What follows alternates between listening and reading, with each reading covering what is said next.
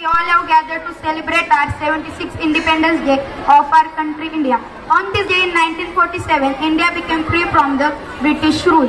15 August is the Independence Day and it is considered as the day of pride and happiness for India because it makes in our heart a new spirit of hope. Every year on 15 August, India celebrates Independence Day as the national holiday.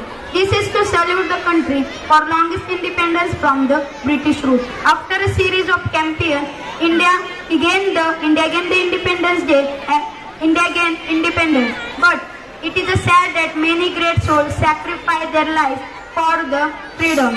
15 August 1947, post-Independence Day, Jawaharlal Nehru was nominated as India's first Prime Minister. India's first Prime Minister who raised the national flag at the Red Fort, Delhi. That time to now, all independence was celebrate the national Independence Day as the Red Fort. That time, the color of flag represent the different things. Saffron represent the courage and sacrifice. White represent the peace and truth, and green represent the growth and fertility. At the middle of flag there was Ashok Chakra, which contains 24 evenly spaced fruits. India's independence journey is started in 1857, when the first spark of revolution against the British rule.